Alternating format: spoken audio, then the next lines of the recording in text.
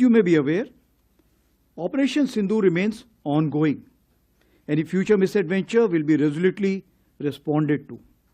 Here I must acknowledge the proactive role of all stakeholders at the national level, including CAPFs, agencies, civic bodies, state administration and other ministries, whether it's MHA, MeitY, railways and many more. भारतीय सेना प्रमुख general Upendra Dwivedi का ये बयान आतंकियों को लेकर खुली चेतावनी है।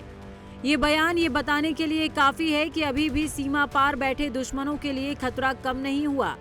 ये नया भारत है, सहता नहीं, सीधा जवाब देता है। दरअसल मंगलवार को भारतीय सेना प्रमुख ने प्रेस कॉन्फ्रेंस कर ऑपरेशन सिंदूर, भारत की सैन्य तैयारियों और आने वाली चुनौतियों पर अहम बयान दिया है। इस दौरान उन्होंने ऑपरेशन सिंदूर की योजना से लेकर आतंकियों के खात्मे तक का पूरा ब्यौरा दुनिया के सामने रखा। Following the Pahalgam terror attack, a clear decision to respond decisively was taken at the highest level.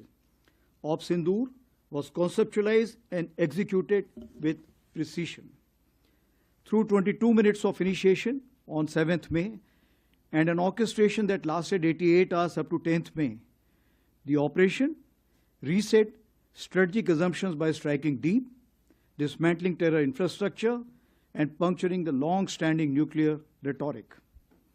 The army successfully destroyed 7 out of the 9 targets and thereafter played a pivotal role in ensuring calibrated response to Pak actions. In J&K, since 10th May, the situation along the Western Front and J&K remains sensitive but firmly under control.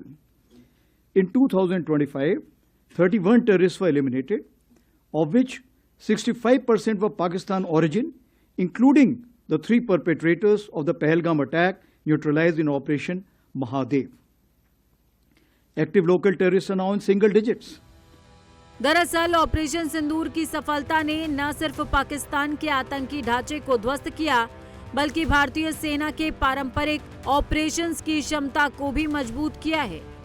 गौरतलब है कि पहलगाम में आतंकियों ने जिस कायरता की मिसाल दुनिया के सामने पेश की थी, उसका खामियाजा भी उन नापाक आतंकियों को भुगतना पड़ा था। ऑपरेशन सिंदूर के अलावा जनरल उपेंद्र द्विवेदी ने हाल ही में जम्मू कश्मीर के सांबा, राजौरी और पुंछ सेक्टर में पाकिस्तान से लगी सीमाओं और LOC के पास दिखाई दिए ड्रोन और POK में चल रही आतंकी शिविरों की भी जानकारी दुनिया के सामने रखी। जहां तक ड्रोन का सवाल है, ड्रोन ये आपको देखना ये कौन सा वक्त है। ये वक्त जो है हमारा 15 जनवरी और 26 जनवरी के काफी पास का वक्त है। इस वक्त जो होता है आप देखेंगे कि पाकिस्तान थोड़ा सा एक खौफ में रहता है कि कोई ऐसी कार्रवाई ना हो। तो ये जो ड्रोन्स अभी हमने देखे हैं, ये बहुत छोटे ड्रोन्स हैं, ये लाइट ऑन करके आते हैं, ये बहुत हाइट पे नहीं जाते हैं और ये बहुत ही कम देखे गए हैं।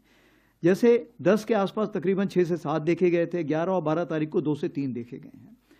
तो ये जो ड्रोन थे, ये मैं समझता हूं कि डिफेंसिव ड्रोन थे, जो कि ये ऊपर आके देखना चाहते हैं कि हमारे अगेंस्ट कोई कार्रवाई तो नहीं हो रही है। टेररिस्ट कैंप के हालात का मैं ये बताना चाहूंगा कि जितनी खबर हमारे पास है, तकरीबन 8 कैंप्स अभी भी हमारे ऐसे नॉलेज में हैं जो कि एक्टिव हैं, जिसमें से 2 तकरीबन IB के अपोजिट हैं और 6 LC के अपोजिट हैं। और इन कैंप्स में तकरीबन अभी भी हम समझते हैं कि किसी प्रकार की प्रेजेंस या ट्रेनिंग है। तो इसलिए हम उसके नज़र रखे हुए हैं, उसकी खबर कोशिश करते हैं हासिल करने की, और अगर कोई ऐसे दोबारा हरकत हुई तो हम ज़रूर उसको, जो हमारा इरादा है, हम उसको ज़रूर। इसके अलावा सेना प्रमुख ने बताया कि ऑपरेशन सिंदूर में आतंकी संगठनों के 9 लक्ष्यों में से 7 को पूरी तरह ध्वस्त किया गया था। ये अभियान 7 मई को शुरू हुआ था और 10 मई तक चला था। ऑपरेशन सिंदूर के बाद भारत लगातार पाकिस्तान की हरकतों पर नजर बनाए हुए है। नई दिल्ली में भारतीय सेना की सालाना प्रेस कॉन्फ्रेंस के दौरान सेना प्रमुख जनरल उपेंद्र द्विवेदी ने साफ कर दिया कि पाकिस्तान को उसके नापाक मंसूबों के लिए अंजाम भुगतने ही होंगे। Bureau report, prime news.